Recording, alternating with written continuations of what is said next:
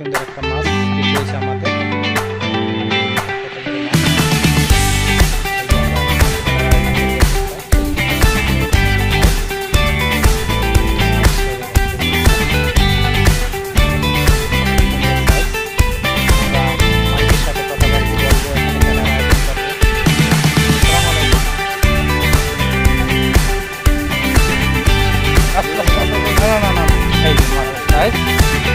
এই যে মাছের সাইজ দেখুন,